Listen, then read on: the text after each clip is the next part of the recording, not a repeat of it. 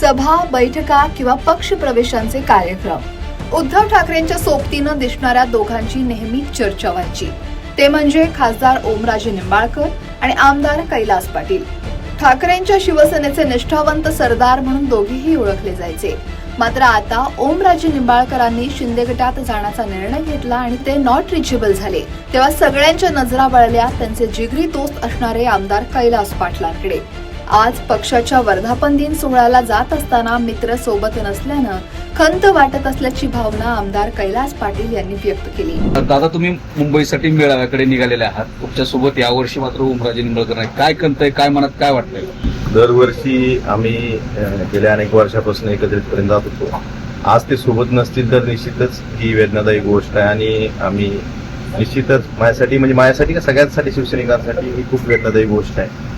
आमची काही अपेक्षा होती ना आजही आहे की यातून काहीतरी सकारात्मक घडावं आणि पहिल्यासारखी शिवसेना परत एक संघ राहील। दादा, तुम्ही शिवसेनेत आल्यापासून हा असा पहिला मेळावा आहे की तुम्ही सोबत नाहीत, काय भावना काय आहेत नेमकं? ही वेदनादायी आहे आणि आम्ही आजपर्यंत सगळ्या पक्षाचे कार्यक्रम आम्ही एकत्र जात होतो, सोबत असायचो। आता पहिल्यांदाच असंच एकटा जावं लागते, माझ्यासाठी वेदनादायी। दादा, डोळे पाणावलेले दिसतात तुमचे।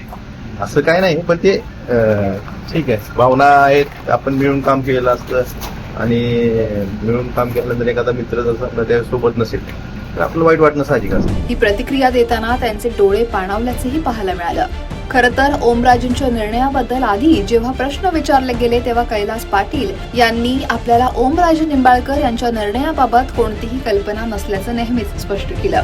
आज 19 जूनला पक्षाचा वर्धापन दिन सोहळा असल्यानं पदाधिकारी मुंबईत यायला सुरुवात झाली आहे, पण ओमराजेंशिवाय कैलास पाटील हे एकटे पाहायला मिळतील। दुसरीकडे फुटलेल्या खासदारांच्या मतदारसंघातील सगळ्या जिल्हा प्रमुख, विभाग प्रमुख आणि महत्वाच्या पदाधिकारी नेत्यांची उद्धव ठाकरेंनी तातडीची बैठकही बोलावली आहे। उद्या 12:30 वाजता मातोश्रीवर ही बैठक पार पडणार आहे। खासदार फुटल्यानंतर उद्धव ठाकरे पदाधिकाऱ्यांना सूचना देणार असल्याची माहिती आहे। या बैठकीला सर्व 6 मतदारसंघातील जिल्हा प्रमुख आणि विभाग प्रमुख हजर असतील। या बैठकीत नेमकी पक्षाकडून काय रणनीती ठरली जाते याच्याकडे सगळ्यांचंच लक्ष असेल।